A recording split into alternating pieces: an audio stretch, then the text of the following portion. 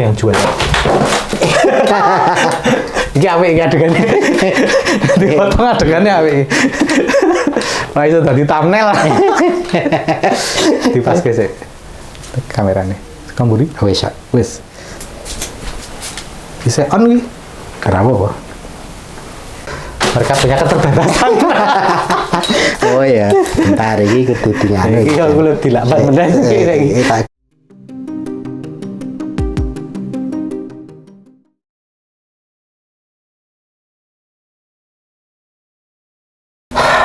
Selamat siang atau sore. Selamat sore. Oh, selamat sore. Jadi sebenarnya kita sudah sejak siang tadi ya ngobrol-ngobrol dulu, wedangan dulu. Yang paling menarik itu adalah kita makan belut sama geprek. Ini belut geprek. Belut geprek ya. Belut geprek. Belut geprek ini luar biasa. Oke. Anda harus kesini. Tahu maksudnya apa? Biar merasakan josnya itu sambal Anda itu loh. Oh iya. Sambalnya yang paling enak. Pedes banget ya. Kurang kuat. Tapi asik-asik. Oke, teman-teman wedangers semua. Jadi kita ketemu lagi setelah jeda agak lama sebelum Pilpres. Pasca Pilpres, dan ini akan jeda lagi Ramadan. Jadi, untuk podcastnya ya. Jadi ini terakhir sebelum jeda. Sebelum puasa. Sebelum puasa. Jadi kita akan ngobrol-ngobrol dengan Mas Teddy. Lengkapnya Mas Teddy apa ya? Aku Teddy Kushairi. Teddy Kushairi. Kushairi ya. Kushairi. Teddy wae lah. Ya. Bung Teddy, Mas Teddy atau siapa? Beliau juga punya YouTube loh aslinya. Jenenge Bang Teddy juga ya? Ya, Bang Teddy wae ya. Bang Teddy wae. Wae iki udu wae tulisannya wae jalan. W-A-Y. Ya udu wae Jawa ya. Bukan. Wae ya. Wae. Oke.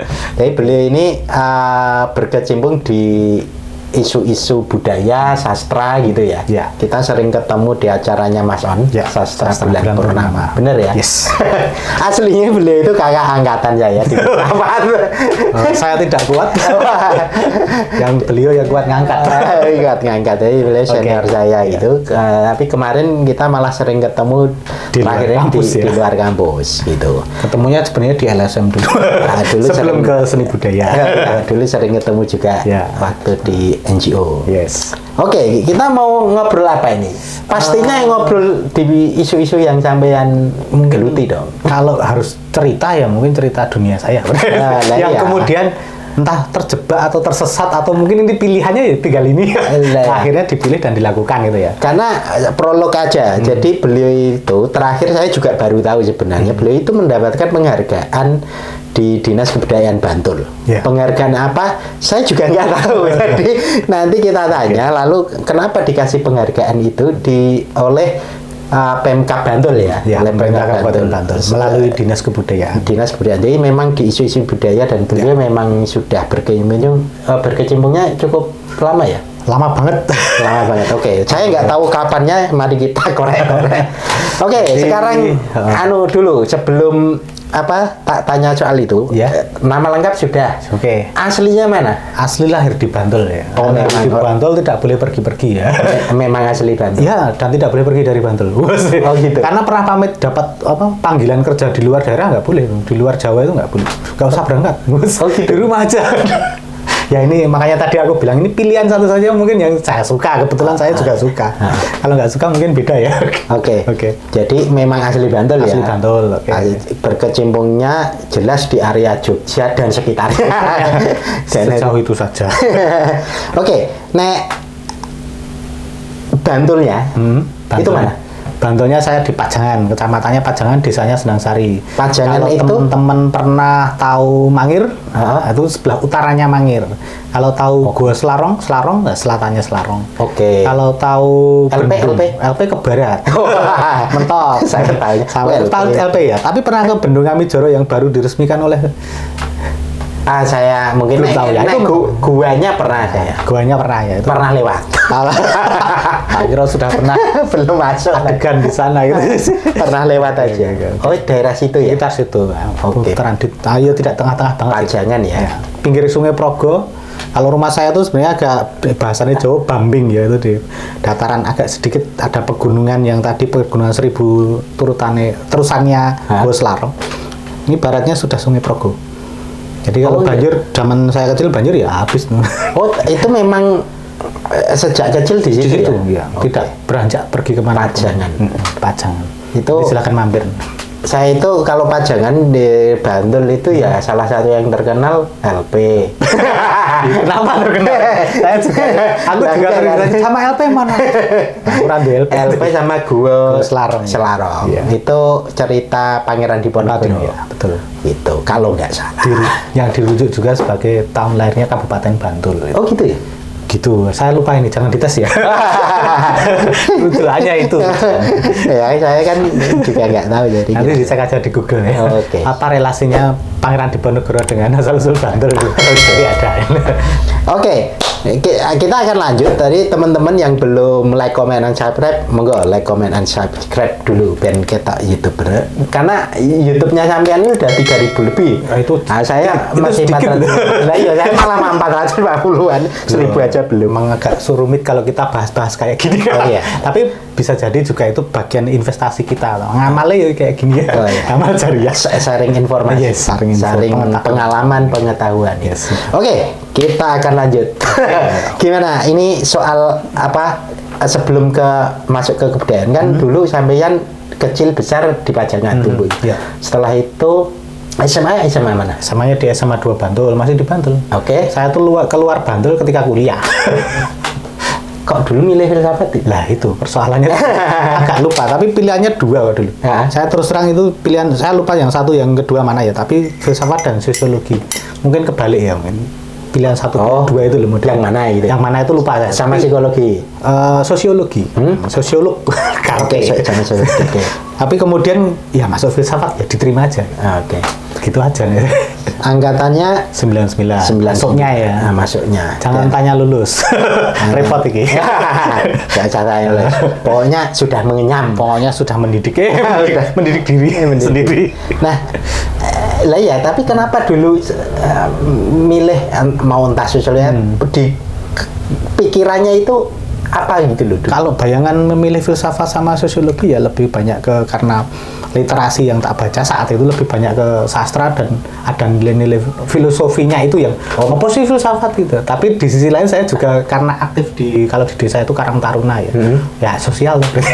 Cuman logika simpel aja. Memang suka ya, di isu-isu sosial dan paling mendekati ya. Paling mendekati aja. Oke. Jangan bertanya kenapa tidak memilih sastra. Nah, karena saya suka sastra dulu tapi tidak ingin belajar di formalnya. Karena banyak dia bikin penasaran opo sih jadi dulu penasaran bener loh, nggak ngerti maksudnya ternyata ya rumit ya. Rumit tapi asik ya, bikin berkerenyut keningnya itu selalu muter gitu kan. Sampai sekarang kalau ada orang bilang kok senengan bicara mikir apa-apa diteliti, apa-apa diulik, ya mungkin karena itu turahane itu yang nempel itu loh, yang nempel. Nah, tapi gini, kan di kuliah filsafat juga ada filsafat kebudayaan, ada mata kuliah yang berkaitan kebudayaan, ada beberapa lah metode penelitian atau apa, kalau nggak salah juga dulu ada gitu. Sebenarnya itu juga mempengaruhi nggak, atau sebenarnya lebih ke di luar yang akhirnya terjun ke dunia-dunia yang sastra dan budaya itu? Kalau untuk concern ke seni budaya lebih banyak di luarnya sih sebenarnya. Aslinya memang. Jadi kalau selama di UGM di filsafat khususnya lebih ke keilmuannya kalau saya. Terus terang ketika mendapatkan teori Nicholas Berton, teori ini apa gitu, sesuatu yang tidak pernah kita dapat di meja sekolah SMA gitu loh. Nggak ngerti kan. Ngerti nama-nama asing. Itu nama-nama yang kita nggak jelas gitu ya. Ya ada di teori kalau di SMA dulu karena saya SMA-nya dari IPA pindah ke IPS gitu. Ya tahu beberapa nama di tokoh-tokoh sejarah, tokoh-tokoh sosiologi itu ada. Cuman kan tidak sedetail dan ketika atau sebanyak yang kita tahu ketika di filsafat ternyata banyak ya pemikir-pemikir yang dunia itu. Kita belum tahu gitu. Kita belum tahu, tidak dapat di meja SMP atau SMA. Ponen desa. Sing rano ekstrakurikulernya yang banyak itu kan. Ya itu di titik tertentu membuka kayak dunia baru ini opo. Artinya akan mempengaruhi juga akhirnya ketika kemudian jalan ini maksudnya teorinya itu toh. Misalnya kayak gitu. Walaupun kita mungkin lupa orangnya ya. Terus bicara apa atau tokoh A ngomongin teori bagaimana, tetapi pas kita jalan mungkin maksudnya tokoh itu begini dulu tuh. Mungkin tapi gitu ya, sudah implementatif banget gitu. Tapi gini, di dunia saat ini yang digeluti ini, itu sastra dan budaya gitu ya kira-kira? Atau spesifiknya apa sih? Umumnya kan kalau sebutannya seni budaya, tapi kalau saya spesifiknya lebih ke sastra, teater, dan film. Ini yang saya lebih banyak menghandle ya di lapangan. Tetap masih ini juga sih, beraktivitas sosial karena tidak bisa kalau kami di desa itu raiso meninggalkan Karang Taruna. Di kabupaten tidak bisa meninggalkan Komite Nasional Pemuda Indonesia. Ini beda nanti ya. Politik, rada politik, tetapi sebenarnya tidak terlalu praktis kalau sekarang, nggak seperti KNPI yang dulu kan. Ya dulu kan praktis, kalau sekarang kan tidak terlalu. Nah, bedanya di situ. Melu KNPI? Saya ikut KNPI juga. Ya, agak politis. Ya, sebenarnya politis. Tapi yang lucu gini, kalau teman-teman yang ikut KNPI itu Om. Sorry Om. Enak banget yang manggil aku ya. Umumnya kan perwakilan organisasi Kemerdekaan Pemuda di bawah partai, di bawah ormas gitu ya. Nah, ini saya tuh masuk bukan karena OKP atau ormas, Mas. Karena saya memang diminta oleh teman-teman beberapa periode pengurus karena saya basicnya seni budaya. Itu bedanya. Jadi kalau saya pas ada rapat apa ya istilahnya jejaringnya KNPI Bantul itu saya tidak diundang. Nggak punya OKP kok. Tidak punya OKP ya. Nah, kalau datang ya nanti pas di acaranya KNPI-nya ada program yang terkait dengan seni budaya, saya terlibat. Ceritanya gitu. Jadi lebih ke tanda petik profesi bukan ke OKP-nya. Itu KNPI-nya provinsi? Bantul. Karena saya naik provinsi sudah berapa kali diminta mulai. Saya di Bantul aja. Satu itu yang kedua tak pikir memang skupnya saya yang kecil-kecil aja lah. Jangan yang besar-besar. Lebih real yang kecil menurut saya. Ketika kita bicara Bantul itu lebih spesifik kan daripada DIY atau mungkin Indonesia gitu. Ya belum mampu mikirnya gitu. Waktunya juga pikiran waktu dan beda lah ya treatmentnya. Kita nanti kita tarik mundur, tapi malah sekarang saya ke penghargaan itu penghargaan soal apa, lalu baru kita bahas apanya tadi itu soal apa, lalu karena apa, ini kan di belakangnya itu karena apanya itu. Ini penghargaan apa itu dari Dinas Bantul itu, dari Dinas Kebudayaan? Desember 2023 kemarin diberi award untuk pelaku seni budaya perorangan. Pelaku seni budaya. Nah itu nama saya itu sebenarnya sudah 3 tahun berturut-turut itu muncul sebagai pelaku seni teater, sastra dan film. Tapi baru dapatnya kemarin itu, nggak tahu ya itu proses mereka itu ya, kuratorial. Tetapi salah satu yang kemudian apa ya, ini menarik karena proses yang tahun saya ikut ini berbeda dengan tahun-tahun sebelumnya yang rada disimpan-simpan. Nama saya masuk nih, tapi tiba-tiba nggak ada, itu biasa gitu ya. Nah, tahun ini beda. Kurator yang memilih nama saya tuh sampai telepon berkali-kali, Mas, kamu pernah melakukan tindakan kriminal nggak? Pertanyaan itu kan harus dicek bener ya. Bener dicek gitu terus tiwas wis diumumke ngono ya. Aku sekarang mampir ke rumahmu loh. Aku nggak di rumah padahal kan ya lucu tuh ya, katanya orang rumah aja kan gitu. Jadi secara verifikasi itu tidak sekedar database tentang saya, apa yang saya lakukan masuk ke mereka, tapi beliau-beliau kurator si pemilih itu tadi yang memilih orang-orang yang mau diberi award itu benar-benar verifikasi lapangan. Dan yang menarik itu telepon berkali-kali loh, ini ada iki opo ya iki. Saya sempat bertanya kok ditakoni aku melakukan tindak kriminal barang itu. Iki serius ora. Nah itu juga itu apa tenang kok ora, tapi bahasan setelah tahu ya akhirnya mau diberi award katanya itu bisa ada yang bocor gitu. Saya malah tidak berharap Mas, karena sudah beberapa kali saya pernah mendengar nama saya masuk ke nominasi lah bahasannya, tapi tidak muncul. Jadi saya tidak pernah berharap mendapatkan dalam konteks itu ya. Dalam arti saya doing aja lah, melakukan apa yang saya suka aja. Perkara mereka nyatat atau memberi award ya itu urusan mereka kan. Saya tidak ingin ikut campur. Tapi ya ketika ada verifikasi itu sampai 4-5 kali saya ditelepon, terus ada yang datang ke rumah. Orang kecamatan datang ke rumah, orang desa datang ke rumah, lu maksudnya opo iki tenanan, kayaknya tenanan gitu. Ya, itu mungkin untuk menghindari kebocoran, maksudnya gini, misalkan DE tiwas engko demi penghargaan. Mungkin nggak jadi kasus-kasus ya, mungkin juga gitu. Orang ngerti ya. Bisa jadi seperti itu. Makanya di tahun ini saya merasa berbeda gitu. Ketika isu tahun-tahun sebelumnya itu isunya nama saya juga ada, cuman saya tidak tahu apakah benar atau tidak ya. Tapi faktualnya tidak ada award untuk saya saat tahun-tahun sebelumnya nih. Tahun ini gitu koyo tenanan gitu loh. Nah, saya juga bertanya nih sempat ketika diberi award sama beberapa kurator ya. Ada Pak Fajar Suharno itu tokoh teater, tokoh film tinggal di Bantul tapi sudah kelasnya nasional tuh, main sama Christine Hakim dan seterusnya. Salah satu kurator. Pak Sumaryono, ketua anggota Dewan Kebudayaan DIY. Ada juga Pak Ki Joroyo, pelestari seni budaya wayang jangan lali aku. Itu pokoknya orang-orang top ya. Terus saya tanya sama mereka, kenapa saya diberi award saat ini? Pertanyaan saya kan itu. Karena terus terang saya juga pernah mendengarkan isu sebelumnya pernah ada nama saya. Nek tahun ini berbeda Mas Edi katanya kan itu. Berbedanya apa kan? Salah satunya adalah mereka memastikan salah satu kategorinya itu adalah bahasanya itu pengabdiannya itu minimal 20 tahun Mas. 20 tahun tanpa henti, tanpa terputus. Jadi lucunya di situ saya tanpa sadar melakukan itu loh. Gitu ya. Jadi tahun itu kira-kira ya anggapnya minimal ya 2003 gitu. Sekitar itu. Saya sebelumnya sudah mulai. Mulainya berapa? Kalau saya kan masuk ke sastra itu SD sudah nulis ikut sanggar gitu ya. SMP juga ikut penulisan sastra. SMA teater. Kuliah yos ngerti dewi. Nah, sudah banyak. Tapi kalau ngomong ke catatan dalam konteks dokumentatif itu di Facebook karena yang paling banyak di sana ya itu ada catatannya terus ritmenya itu tidak putus gitu bahwa setiap tahun setiap bulan bahkan yang terakhir ini karena setiap minggu gitu alasannya setiap minggu dulu kan saya sempat selama pandemi kan buat podcastan tentang sastra seni budaya Mas. Gitu. Nah, sama Pak Ons juga muter-muter kalau satunya masuk di Ons TV satunya masuk di Bang Teddy Way.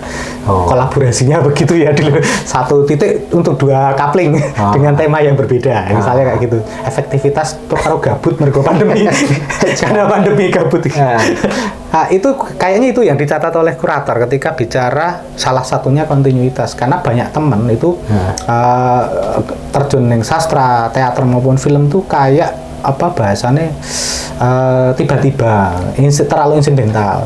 Tahun ini aktif di film, tahun depan pindah dari apa gitu. Misalnya gitu ya. Bersastra juga demikian, kadang-kala mereka aktif banget tiba-tiba menghilang.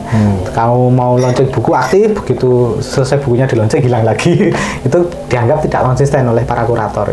Itu satu catatan pentingnya adalah proses 20 tahun itu hampir tidak terputus. Nah, misalnya di sastra kan saya sudah dengan Selasa Sastranya saja itu sudah 10 tahun Mas.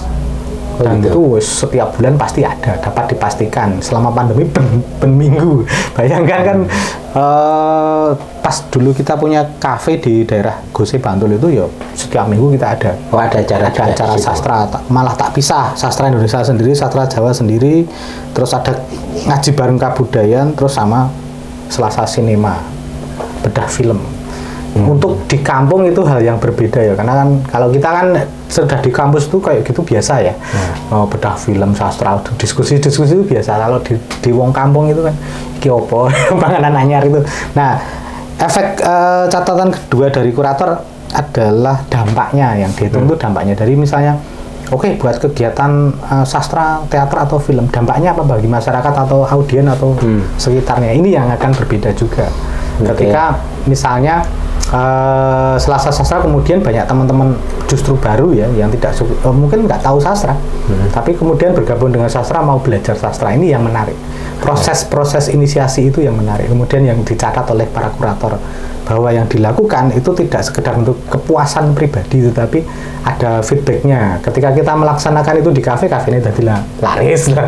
Ada yang datang, besok Selasa ada sastra di sini datang. Ini kan menarik ketika ada orang-orang baru yang mau bergabung nih Mas. Ini yang dicatat kurator. Yang ketiga lupa. Ada banyak penjelasan yang dua itu tak anggap Yang ketiga disusun ternyata. Jadi pas itu ada teman dari Dinas Kebudayaan Kabupaten Bantul yang kontak itu, Mas ini untuk pengembangan administrasi mau diberi award. Saya mempertanyakan, serius nih, saya mau dikasih penghargaan. Memangnya pantas saya? Saya sendiri mempertanyakan, apakah saya pantas? Saya senior masih banyak secara usia ya dalam konteks waktunya. Mereka lebih dulu terjun di sastra, teater dan film itu belum dapat award. Kenapa nggak mereka? Gitu. Saya dalam konteks itu sempat bertanya lah, mengatakan itu kepada teman-teman. Yus waktu nih mas, ya udah. Ketika dijawab sudah waktunya ya udah terima aja lah. Jangan wis jatai. Sudah. Tapi rodok ya, akhirnya itu ya. Abot hikmahnya. Nah ya wis lah diterima. Oke, terima kasih gitu ya. Prinsipnya itu sih sebenarnya. Kalau kemudian saya sendiri tidak pernah dari dulu ya, dari terjun pertama kali di sastra teater maupun film ya itu karena saya suka, bukan karena berpikir suatu saat dapat apa, itu enggak juga. Bahkan secara ekonomi saya tidak pernah berpikir ya, karena seneng gue karena saya selo saguh menyang. Kayak Jawa ini gitu toh. Dimanapun, termasuk di teman-teman di Pak On tahu ya, sastra bulan purnama itu selo rada selo ya berangkat, kalau nggak selo ya sudah taruh liane, gantilah orang lain. Selalu begitu ya. Saya prinsipnya selo menyang iso selesai. Selo gablas. Nah itu ya kalau kita hidup di masyarakat kan begitu Mas Indonesia. Lalu gini, apa namanya, kan tadi sebutannya apa, seni teater. Kalau saya sastra teater dan film. Sastra teater dan film. Lalu kan jenengan juga sepertinya beraktifnya dengan teman-teman remaja atau pemuda atau apa yang juga berkecimpung di dunia itu. Itu gimana mendampingi atau modelnya gimana? Mereka komunitas juga gitu. Lalu di mana gitu, target apa aktivitasnya itu seperti apa? Kalau dalam konteks ini sebenarnya lebih banyak ke saya dan teman-teman yang senang menginisiasi pertama kali. Contoh kasusnya adalah kita membuat namanya Sanggar Eksistensi untuk belajar nulis sastra. Itu kita buka untuk publik. Artinya usia tidak ada pembeda, Arab pelajar, mahasiswa umum, kuliah, sekolah, didit, mau belajar. Dari situ sebenarnya mulainya, dari embrio seperti itu yang kemudian di sastra lahir ada Selasa Sastra umpamanya. Terus ada beberapa teman-teman sanggar yang misalnya karena dia berbasis di sekolah tertentu, ya udah di SMA 1 Bantul misalnya membuat sanggar sendiri, ya kita bina aja. Kita dampingi di prosesnya, mau bekerja apa, misalnya mau fokus ke penulisan ya kita dampingi ke penulisan. Kalau dia mau ke sastranya pertunjukan ya pertunjukan gitu. Pertunjukan nanti bisa diarahkan ke teater atau ke film, tergantung mereka passionnya mau kemana. Tapi kalau ada itu misalkan ada sukanya teater, maka sukanya apa tadi, sastra, film ya. Itu piye? Maksudnya gabungnya? Mereka ke yang teater ya teater, lalu nanti ada juga yang irisan, ada juga yang irisan ya. Tapi maksudnya yang dampingi itu ada teman-teman ya. Banyak ya. Selain saya dari saya termasuk bahagianya tuh karena kemudian proses yang sekian waktu ini ada kemudian teman-teman yang bisa ikut kolaborasi di sana. Tadi kan saya sempat menyebut kalau di Selasa Sastra tuh walaupun tidak ada tim formalnya, tetapi ada tim yang memang jadi kayak panitia utamanya kalau mau ada event gitu. Di film ada Paguyuban Sineas Bantul, ada Forum Desa Sinema. Di teater ada Komatera, Komunitas Teater Remaja Bantul.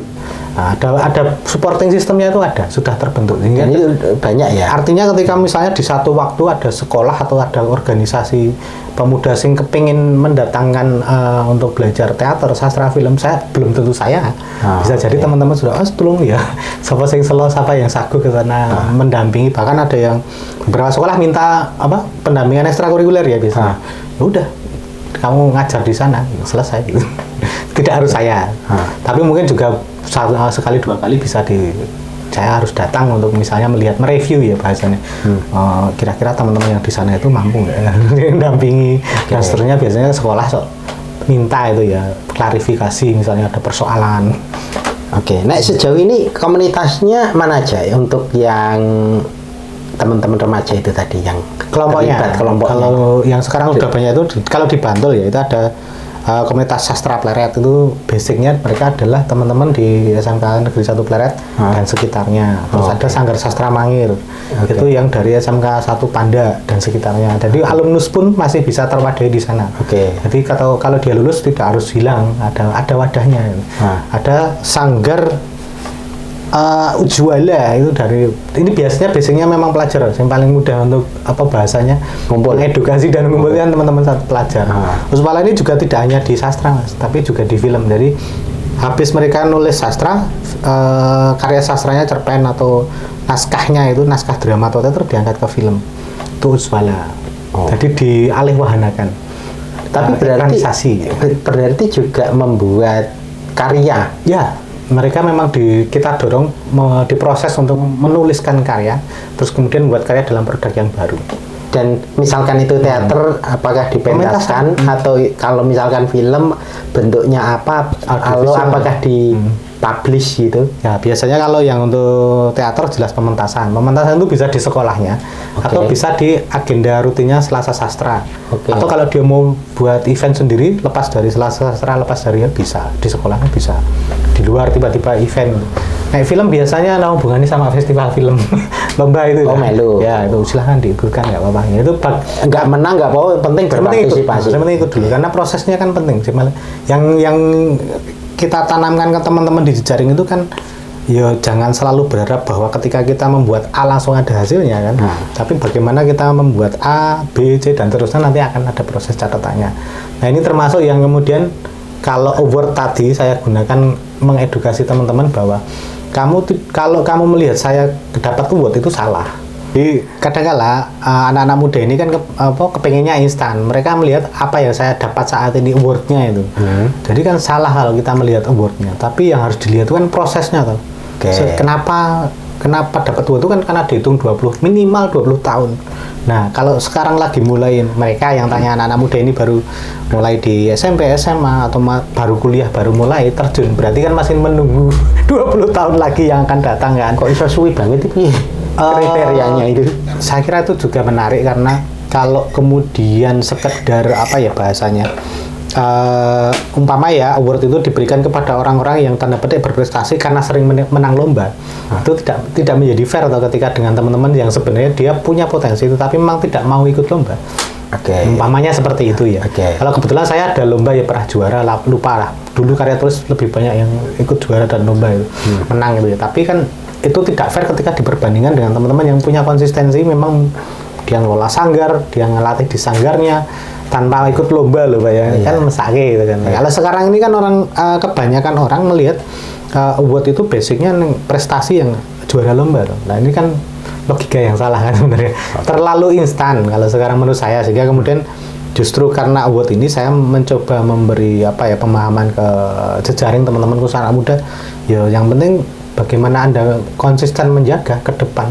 Entah ini jadi pilihanmu untuk dalam tanda petik ya, mencari nafkah atau bukan, itu urusan lain. Karena nafkah kan orang sing ngerti, rezeki dalane soal dari manapun bisa dapat kan gitu. Rezeki rada sufi. Yakin itu rezeki saya. Tapi dalam konteks tertentu ya itu tadi. Jadi jangan melihat awardnya, tapi melihat apa yang kemudian bisa kita lakukan. Itu yang coba saya tanamkan ke teman-teman yang di jejaring. Sepanjang Anda konsisten berkarya, nulis, publikasi, dan terus melakukan itu entah dipublikasi atau tidak. Nah, keyword yang penting itu kalau sekarang salah satunya dokumentasi, Mas. Kayak podcast Anda ini kan luar biasa, dokumentasi kan bagian dari proses itu kan. Ketika kita bicara dokumentasi itu kan kita lemah ya. Saya sebagai penulis itu nulis puisi sejak SD ya. Saya lupa nyimpennya di mana. Saya pernah mengclipping Mas, tapi saya yakin ketumbuk atau Mas di pangan rayap ya. Nah ini kan persoalan dokumentasi. Bisa jadi. Didel kiloan itu loh, kadang kan suara tumpuan-tumpuan nggak berguna gitu loh. Saya tidak mau menyalahkan gitu ya. Nggak masalah, walaupun kasusku gitu. gitu. Kalau saya kebetulan nggak berani menjual hal seperti itu. Jadi hal yang saya koleksi atau tak dokumentasikan itu pasti tak amankan. Teman kan nggak tahu ya orang lain yang di sekitar rumah saya ya wis tahu lah ya. Saya paham itu ya. Koran habis dijual, majalah dijual. Buku yang nggak boleh itu buku nggak boleh. Pokoknya walaupun dimakan rayap ya bukunya harus di situ. Sampai paling nggak ada bekasnya lah gitu ya. Nah hal-hal seperti itu dokumentasi. Kelemahan kita sebagai seniman budaya atau teman-teman yang berkegiat di seni budaya itu kan kelemahannya di satu dokumentasi, kedua manajemen. Nah, kenapa kemudian mereka kalau dokumentasi jelas tadi ya ada peristiwa lupa motret. Nah dulu jarang ada foto tuh 20 tahun yang lalu jarang. Hanya orang-orang tertentu yang punya kamera Polaroid, kamera klise. Aku tahu punya itu. Kamera lubang jarum. Lubang jarum. Kurek panas kok iso. Ning tur ning jowo. Ning jowo. Ning jero mumet iki. Nah umpamane ngono Mas, jadi kan kita lemah di dokumentasi, foto, video, tulisan, bahkan kalau di sistem administrasi itu yang paling lemah kan notulen. Ya, catatan harian, diary gitu kan. Males tuh kita. Padahal kita punya karya, kita berproses. Itu tidak dokumentasi. Yang kedua persoalan manajemen. Makanya tadi saya salah satu kategorinya adalah konsistensi selama 20 tahun misalnya minimal. Itu asumsinya kan berarti ada manajemen di sana. Salah satunya misalnya kenapa bisa disebut konsisten. Umpamanya membuat pementasan setiap bulan. Umpamanya membuat pertemuan atau menulis setiap minggu, dipublikasikan setiap apa, itu kan jelas gitu. Secara manajerial, walaupun tidak ada manajernya, tetap kan manajemen loh itu. Nah, itu dua hal itu menjadi momok sih menurut saya untuk seni budaya ya. Kalau misalnya film aja lah, Jogja kan jelas siniasnya oke banget ini. Tapi apakah ada pusat dokumentasi film di Jogja? Jakarta aja, Habib Yasin ya dulu ya. Yasin ada tapi yo tidak jalan gitu kan. Kalau Habib Yasin sini ada perpusnya ya? Ada perpusnya di Jogja, tapi gimana sekarang? Nah, hal-hal seperti itu sih sebenarnya PR loh sebenarnya. Kalau kita bicara era digital, media sosial kan semua orang pakai itu ya, media sosial. Tapi lemahnya kan data yang basisnya dokumentasi, terus basisnya manajerial. Kalau ada pertanyaan misalnya di UGM PKKH, siapa yang mendirikan PKKH? Ada, tapi setelah itu kepala selanjutnya belum tentu ada, atau belum tentu kita tahu. Kalau tidak ada manajerial atau tidak ada dokumentasi. Nah, dua itu momok menurut saya untuk pelaku seni budaya. Saya sering ketemu sama sastrawan senior sepuh gitu. Aku pernah menerbitkan di Joko Lodang tahun ini, tapi bukunya, majalahnya nggak ada, catatannya bahkan tulisan yang dikirim juga nggak ada. Ya itu lemahnya itu. Itu salah satu yang menurut saya menjadikan sebuah kesadaran untuk kita, menurut saya ya. Ketika kita masuk di era sosial media, nulis apapun difoto, di-scan, dadeke file. Katanya yang bagus itu soal dokumentasi, pengklipingan. Itu KR. Nah, itu kedaulatan rakyat. Tapi kan jari ini. Tapi apakah semua masih ada itu? Ya. Tapi menarik loh itu. Ketika masih ada kan masih bisa jadi sebuah pusat dokumentasi misalnya tentang studi politik, studi budaya, studi sastra. Kan menarik. Jogja mana sih pusat studi? Yang maksudnya pusat banyak. Aduh. Selama tidak lewat Bulak Subur. Oh gitu. Nyimpang ya. Tapi gini, saat ini itu kan komunitas ya banyak. Itu kan banyak ya, dari komunitas remaja atau mungkin profesional lah, banyak ya di luar.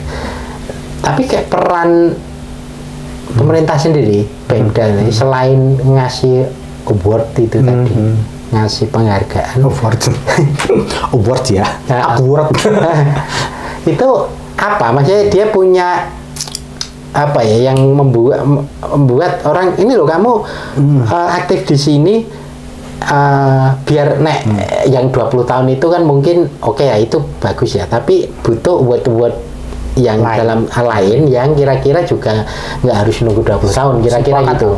Mungkin yang jadi remaja itu kriteria yang berbeda maksudnya. Teman-teman pemula atau macam-macam juga semangat gitu. Walaupun kan motivasi terserah lah ya, dia ingin menang ya, itu manusiawi dan itu salah satu penyemangat ya. Dan itu nggak masalah. Itu tidak masalah. Tapi kan dia mungkin suka juga bermain, tapi ada pemantiknya itu loh lah. Kira-kira sejauh ini misalnya di kacamata sampean Pemda kayak gitu itu sejauh apa sih perannya selain ngasih award tentunya? Minum dulu ngomongin pemerintah itu akut ya, karena sejauh ini mungkin dia sudah memfasilitasi juga lah sejauh ini.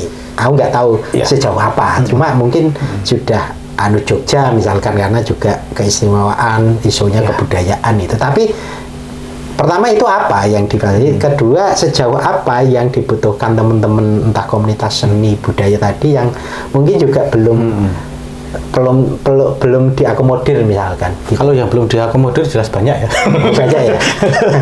Karena menurut saya gini, kenapa kalau aku sama teman-teman saya dan teman-teman itu lebih banyak ke sektor non governmentnya, swadayanya lebih banyak. Karena di sana lebih enak. Menurut saya lebih enak, lebih care ya, lebih santai, lebih bebas, luas, lebih bebas, lebih dalam arti gini, bahasa saya teman-teman tuh kalau ada ada dana, ayo kita cari bareng atau kita dom bareng. Kalau tidak ada, kita iuran untuk membuat kegiatan itu selalu tak omongkan sejak awal. Ini bicara di luar kasus manajerial, karena kalau khususnya manajerial nanti kalau kita kerja berbasis lembaga kan tetap kayak beberapa lembaga NGO yang lain itu kan ada persentase untuk manajemen organisasinya jalan terus gitu ya. Iuran lah bahasannya. Nah, ini kalau kemudian tadi pertanyaannya sejauh mana pemerintah mengakomodir, itu juga tidak bisa serta-merta mengklaim, tapi mengklaim semua terakomodir juga tidak mungkin, karena mereka juga pasti punya keterbatasan, itu kita maklum gitu ya, keterbatasan anggaran, waktu dan seterusnya. Tapi menariknya ya setidaknya saat ini sudah banyak teman-teman di jejaring itu yang misalnya ikut terlibat.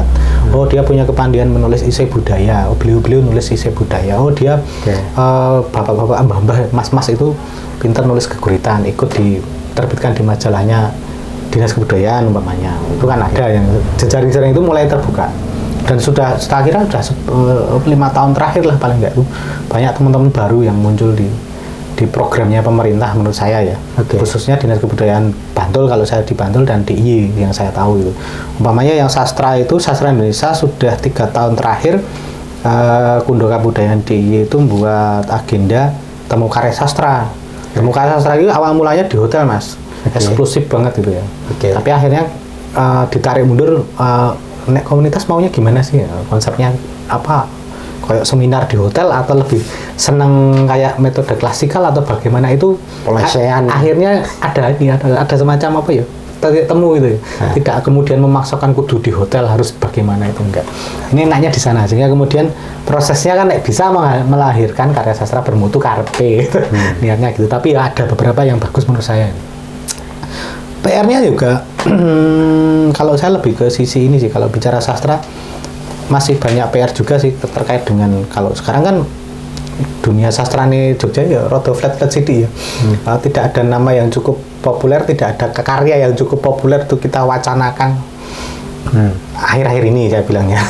Nanti dulu kan banyak, misalnya zamannya Linus itu kan luar biasa, Linus zamannya Cak Dun luar biasa karya-karya dan sastranya. Akhir-akhir ini mungkin kemarin Jawa Pinurbo itu ya belum lama. Tapi di akhir-akhir ini kan jarang ada nama sastrawan sama karyanya kita bahas berkali-kali. Jarang banget. Lucu juga ini.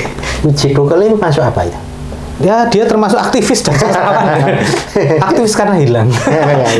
Tapi karyanya sering dibaca. Ya, karyanya ada dan bagus. Untuk zaman itu ya, karena beda juga sih kalau kita bicara klasifikasi ini sastra zaman dhisik Rendra pamflet terkenal.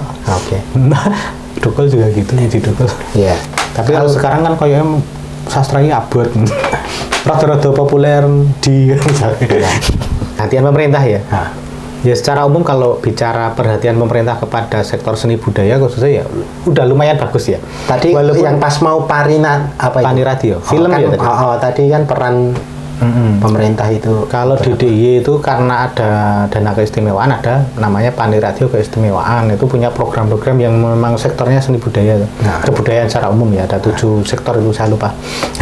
Salah satunya juga kemudian yang nanti memformat penggunaan dana keistimewaan itu kemana, itu sepemahaman saya sebagai orang luar, saya bukan orang dalam ya, jadi sekarang membaca aja. Kalau di sana salah satu yang bisa kita lihat produk Pani Radio yang paling common itu di YouTube, ada kanal YouTube Pani Radio Keistimewaan, itu ada film-film. Kalau dengan nonton film itu ya lihat beberapa lah film sing khas ke Jogja, termasuk yang dulu itu loh Tilik itu kan. Nah, termasuk hebohnya Tilik. Kalau Tilik pertama kali diuploadnya di Taste of Jogja. Bukan di Pani Radio. YouTube-nya di Taste of Jogja, tapi itu terbajak sehingga punya YouTube baru yang kemudian tidak ada itu lagi.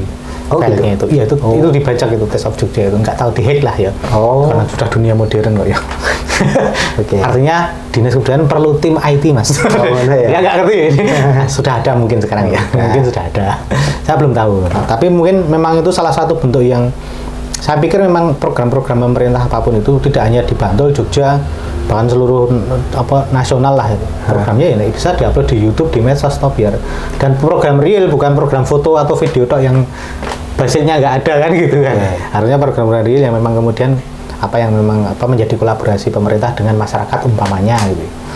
Ya kalau di Jogja salah satunya di Temu Karya Sastra itu saya berani ngomong bahwa ketika ada kegiatan di Sanggar Sastra Regas Kulon Progo, ya memang ada kegiatan di sana, dan Regas itu komunitas anak-anak remaja bersastra di Kulon Progo itu memang rutin ada kegiatan. Ketika Kundo Kabudayaan Daerah Istimewa Yogyakarta kolaborasi membuat acara namanya Sambang Komunitas Sastra di Regas, ya memang ada kegiatan real.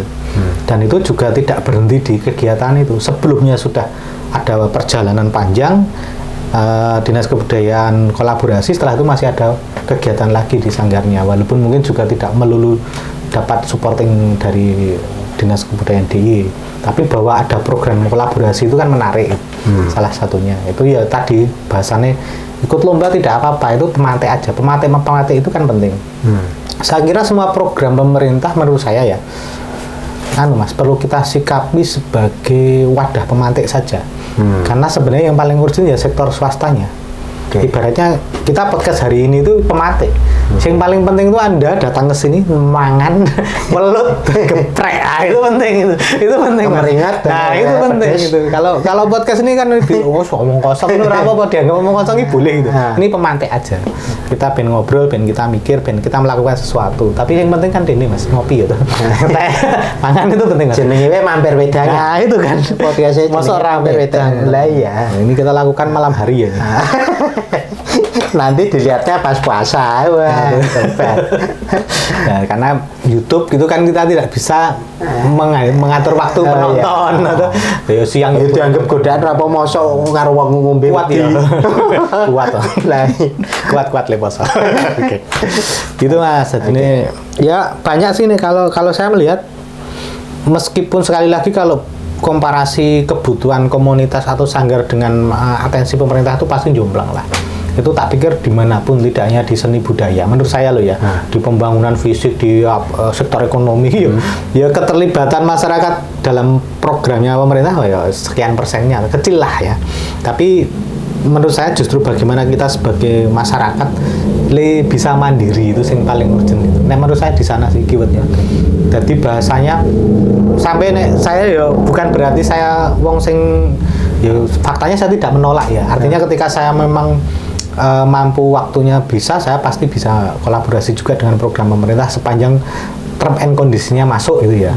Sesuai dengan misalnya saya bisa, terus kemudian ini kira-kira begini bagaimana cocok kita jalan.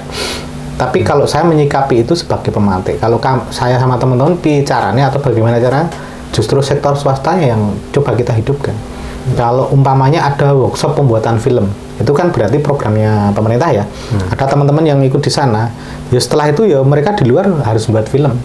Larinya kemana? Ke festival film. Atau mungkin kalau berani buat layar lebar seperti teman kita itu ya buat film layar lebar, jual sendiri. Karena intinya gampang, sugih dari swasta itu kan orang salah Mas. Nek sugih ning pemerintah bahaya Mas. Dicurigai. Nah, di tanda petik kan repot gitu. Makanya sugih itu lebih baik dodolan mulut. Itu penting itu. Ya, itu saya setuju kalau lunyu ya. Nah, itu lunyu ya. Ra sugih-sugih. Siapa sih lunyu? Saya kira itu ide-ide kemandirian itu yang kemudian kalau saya dan teman-teman piye caranya kita misalnya bisa mengemas sastra. Kalau tadi dalam bentuk tulisan kita kirim ke media, pernah dimuat, kemudian kita alih wahanakan ke pementasan, kita alih wahanakan ke film atau ke foto atau ke event yang lain yang secara ekonomikal dalam konteks kemandirian tadi dia akan supporting terhadap si pencipta karya maupun sanggar misalnya atau komunitas. Itu sih agak rumit sebenarnya. Nah dulu kan konsistensi itu bisa dibangun oleh seniman-senimannya karena memang orangnya udah secara personal capable kan. Ya, tapi kalau teman-teman yang baru tadi yang misalnya maaf ya bahasanya baru ikut lomba menang terus merasa sudah jadi itu kan sajane belum selesai kan, masih prosesnya masih panjang kan. Lah, juara lomba itu pemate, kegiatan kedinasan itu pemate aja. Bagi saya begitu. Ada kalanya kita perlu kolaborasi dengan pemerintah, tapi ada kalanya kita juga harus membangun sistemnya sendiri di masyarakat. Kadang independensi itu penting juga. Penting banget Mas. Saya malah seneng independen dan sukses. Istilahnya pekerja seni, pekerja sastra atau pekerja kebudayaan dalam konteks tertentu kan kemerdekaan itu di sana. Substansial. Ya, substansial. Esensinya di situ ya. Iya kan. Mosok bersastra kok ora idealis. Pertanyaannya. Jadi aku pernah dialog dengan teman-teman pelukis gitu. Ya kalau ada yang minta dalam konteks dulu kesini, ya saya memposisikan saya sebagai tukang. Jadi saya menggambar dibayar itu sebagai tukang, kayak gambarkan siapa nih. Tapi kalau saya menggambar sebagai seorang seniman itu, ya itu kemerdekaan saya, imajinasi saya. Orang suka nggak suka itu beda lagi. Itu tapi sebagai seniman yang punya duit, saya udah gitu. Sekiranya juga begitu kalau dengan pemerintah maunya apa tahu. Nah, kita punya ide gini gimana masuk gitu. Tapi di luar itu kan kita punya pekerjaan atau aktivitas idealis tadi. Saya kira itu sih sama bener. Ada ya memang ada. Kalau saya sama teman-teman cuma coba tetap begitulah. Kadang-kala juga kalau ditawari tidak harus semua diterima kan, program-program bahkan dari pihak swasta pun ya mengukur kemampuan dan pola kolaborasi menurut saya itu kalau tidak terlalu urgent, tidak penting diterima ya yang lain saja dulu. Nah, kita bisa merekomendasikan teman yang mampu juga kan gitu. Karena jejaring kan banyak teman-teman juga. Ya walaupun secara identifikasi akhir-akhir ini karena habis dapat award itu banyak digunakan oleh pemerintah, dijawil lah ya, diminta untuk mungkin fasilitasi jadi narasumber misalnya ngono gitu. Ya kuwi lah kemenangannya, tapi itu bagian kecil aja. Tapi proses yang berat itu proses paskanya sebenarnya. Karena saya termasuk takut ketika jadi narasumber, tapi acara mereka bubar itu kalau saya kok sedih gitu.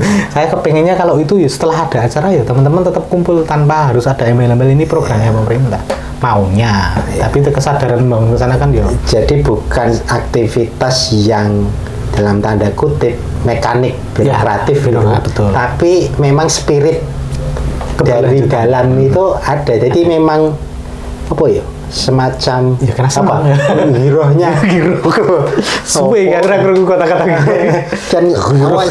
dan saya pengen melakukan ini kira tanpa ini rano dukungannya tak biaya dhewe ra apa-apa mama kira gitu ya. Nah itu harapannya begitu karena kalau kita bisa mandiri kan ya tadi lompatannya akan berbeda, intinya gitu aja sih. Apa yang dilakukan itu akan berbeda dengan yang misalnya sifatnya insidental dan terbatas. Agak beratnya di itu sih. Jadi termasuk ketika debat award itu masalahnya juga satu. Saya selalu cerita ke teman-teman bahasa Jawanya rumongson gampang itu award itu. Bagi saya susah. Tanggung jawab moralnya karena kalau bagi saya bukan mempertanggungjawabkan yang 20 tahun lalu. Besok malah habis dapat award itu saya menang itu mah bahaya. Kalau saya diem terus apa ini wis tewas do ngerti tiba-tiba ngilang kok malah menang kan lucu gitu kan lucu gitu. Nah, menurut saya gitu ya. Makanya saya bilang award itu bukan tujuan, itu hanya titik aja. Dan bagi saya berat sebenarnya ketika berarti habis ini saya harus lebih semangat lagi tuh berarti untuk apa ya, termasuk bahasa saya itu cita-cita ibaratnya di sastra melahirkan teman-teman penulis baru yang mumpuni lah umpamanya, berkualitas ora sekedar diari dianggap sastra atau tulisan populer dianggap sastra. Bisa ya ada nilai sastranya tenan, dan ini sulit menemukan talenta itu ternyata tidak mudah walaupun sudah keliling Jogja gitu. 1-2 aja saya masih bertanya konsistensi mereka itu kira-kira sampai sejauh mana ya. 20 tahun lagi jadi nggak ya misalnya gitu ya. Pertanyaan-pertanyaan gitu selalu menghantui Mas. Ini agak-agak repot juga ketika dapat award tapi tidak melakukan sesuatu, itu menurut saya ya mesake jadi. Gitu. Tapi ada ketertarikan untuk menggarap yang mungkin lebih ke ini populer finansial pasti. Bisnis pasti itu maksudnya pasti itu kayak film-film layar lebar gitu. Itu pasti, tapi aku mau ngomong di sini tentang film itu agak nanti kita single teman-teman kita di Filsafat Game. Enggak, idenya pasti ada ya. Sebenarnya kan kalau di sastra itu harapannya misalnya selama ini yang kita lakukan di Selasa Sastra, di teman-teman komunitas sastra itu ya ke sana sebenarnya. Arahnya secara ekonomikal tadi loh saya bilang kemandirian. Menurut saya kita bukan berarti kita melawan atau menolak pemerintah, tetapi jangan terlalu mengandalkan juga ke program-programnya pemerintah. Tetapi sektor swasta atau kemandirian ini yang perlu kita garap gitu ya.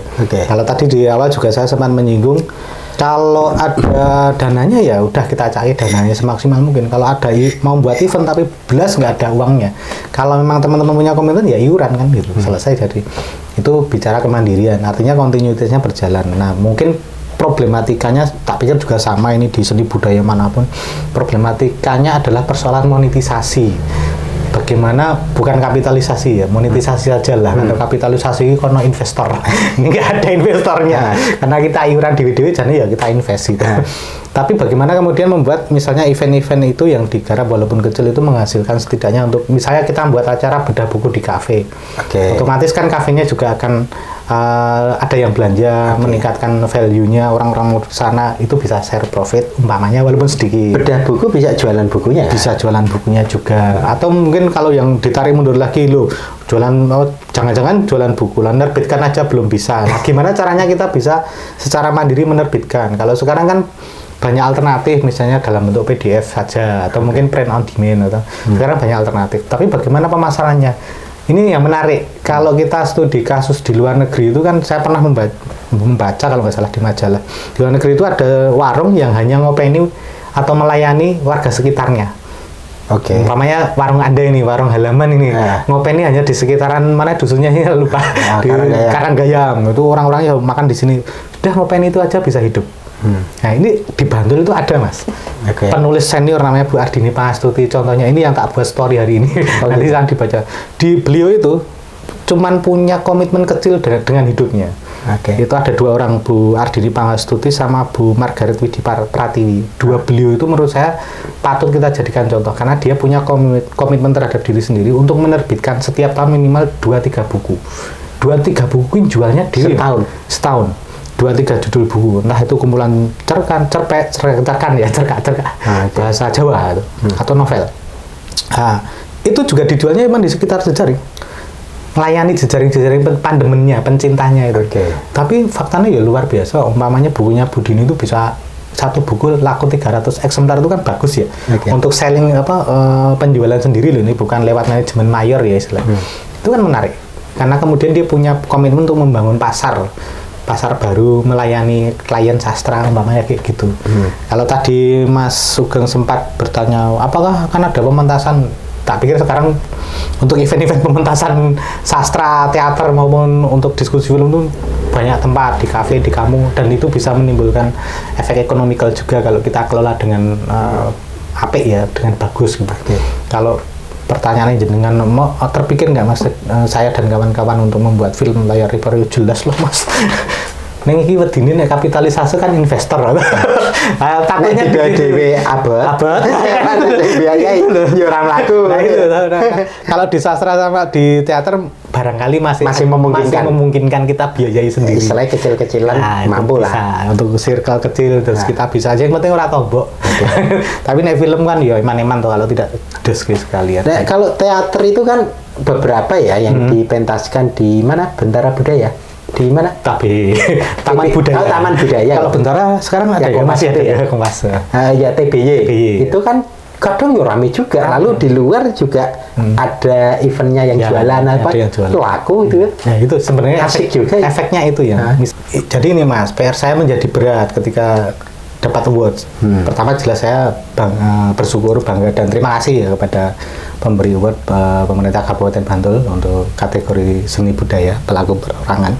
Tapi PR-nya ya itu tadi ada banyak. Yang satu jelas pasca award saya tidak boleh berhenti.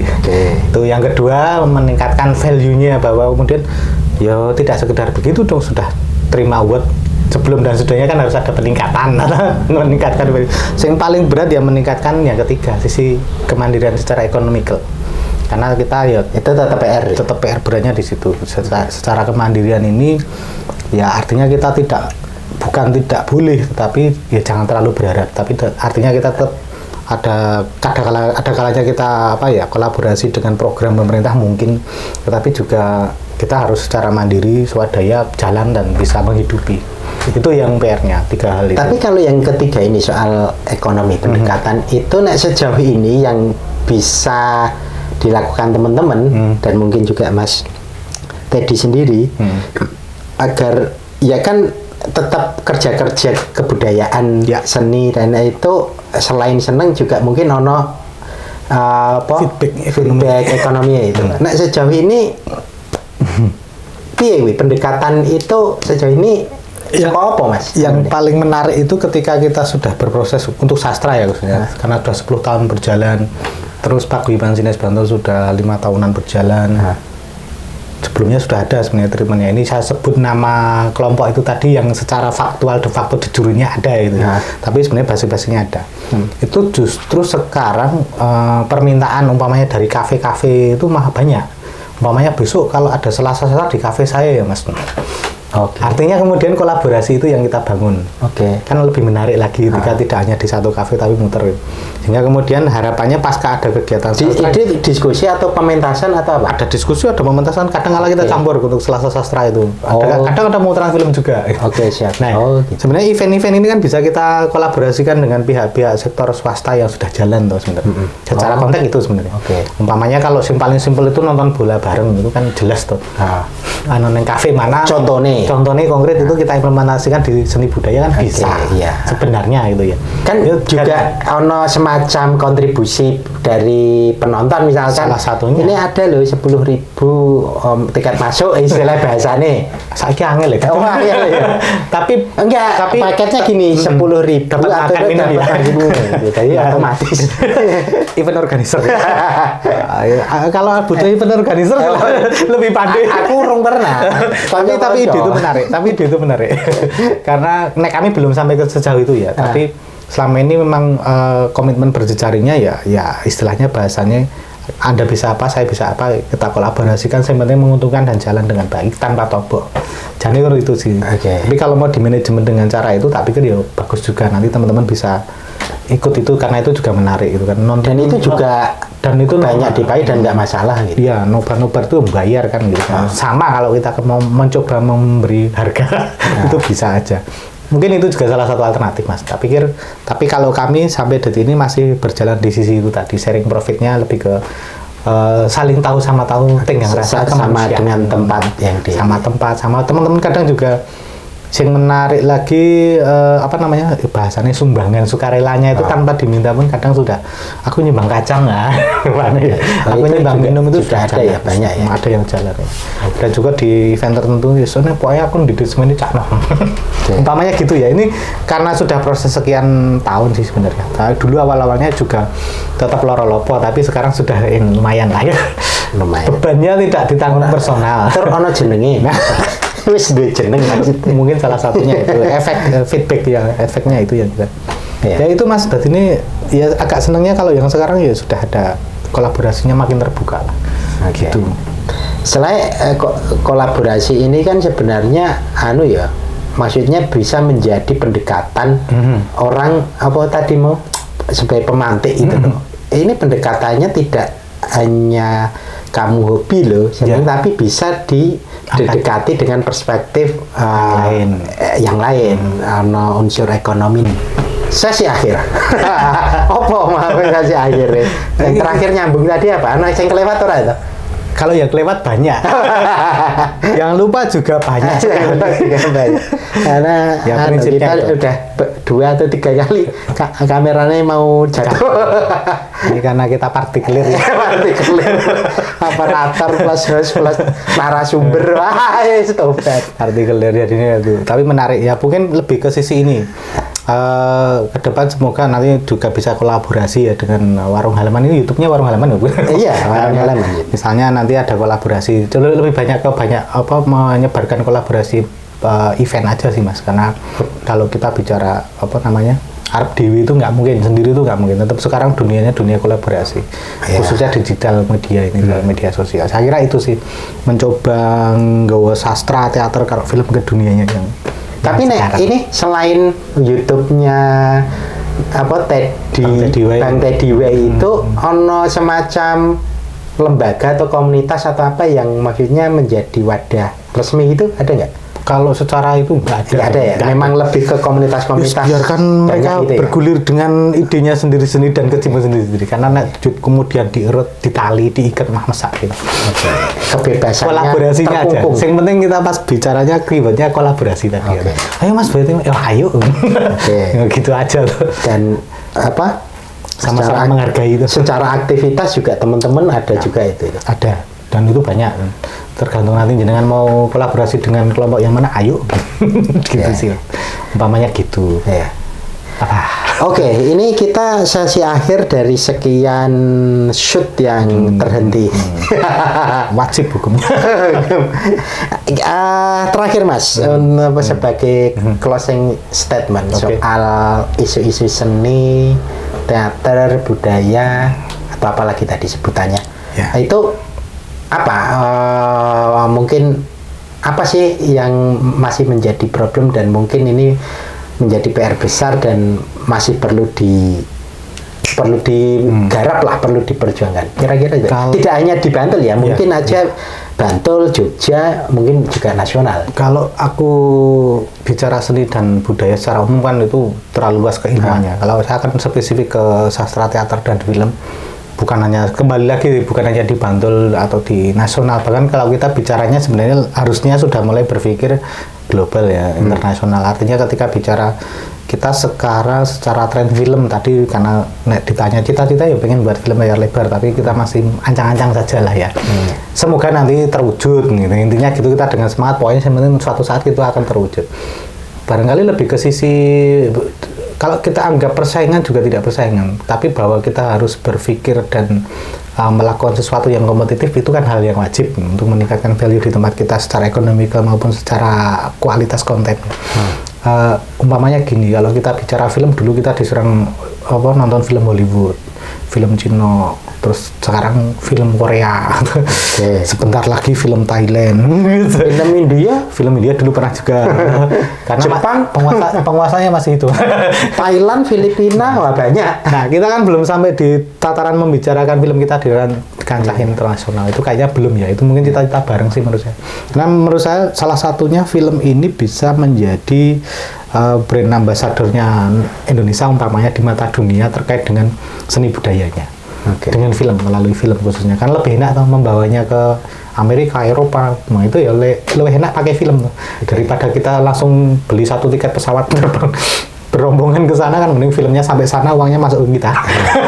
Umpamanya ya, dan kita kan belum bermainnya gitu. Kita belum bermain loh itu. Maksudnya ketika bicara film nasional yang kemudian kelasnya bisa diterima di bioskop-bioskop luar negeri kan belum gitu. Nah, itu mungkin PR bareng sih ya. PR bareng, bukan hanya cita-cita kami, tapi PR bersama secara umum. Untuk kemudian misalnya film itu bisa menjadi sarana prasarana kita untuk apa ya bahasanya, menunjukkan ini loh kualitas sastra, teater, film kita ke ranah internasional. Mungkin itu sih, cita-citanya berat ya.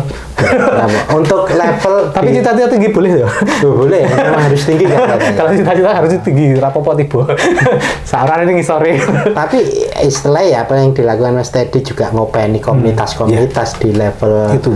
Kecamatan, desa, atau level kabupaten, itu juga sangat penting loh. Makanya kok penghargaan itu juga menurut saya semoga kok layak itu ya, karena itu kan kalau enggak feel untuk orang tertarik atau akrab dengan dunia teater film itu kan nggak ono ekosistemnya. Ya, ekosistemnya kan dari sini. Kalau tidak dibentuk nggak ada tawaran ya. Bahwa mungkin mereka. Makasih loh. Ini apresiasi yang menarik. Iya, saya pengen memuji itu. Nggak lagi. Jangan dipuji. Karena gini, maksudnya kalau ekosistem itu tidak terbentuk sejak awal, sejak dini itu, ya susah kan, kapan mereka tertanya. Dan pada saat mereka mungkin di dunia profesional, mereka akan oh iya saya dulu punya komunitas-komunitas. Pada saat mereka sudah mungkin di dunia yang profesional dalam konteks tertentu kan, ini mungkin mereka masih remaja. Nah, mereka akan ingat bahwa oh ternyata komunitas inilah yang menanamkan nilai-nilai, menanamkan sense, gitu. Akhirnya digunakan. Lalu mereka akan ingat, oh dulu ada Mas Teddy. Seneng kalau saya masih diingat. Gitu ya. Kalau tidak ya. Ingatnya pokoknya harus nonton YouTube-nya Bang Teddy. Dan jangan lupa makan sambal belut di warung halaman. Enak Oke, mungkin gitu ya. Sorry ya. Ini ya. Kita mengganggu waktunya. Jadi beliaunya saat ini ada pertemuan di Sleman. kita culik sekalian gitu kira-kira. Sudah lama saya kepingin satu jalur main ke warung halaman karena isu di Facebook itu sangat sedep. Gitu ya. Iya. Oke, makasih. Kira-kira gitu ya. Thank you. Sukses selalu. Nanti kita tunggu kolaborasi selanjutnya. Siap. Oke. Thank you teman-teman Wedanger semua.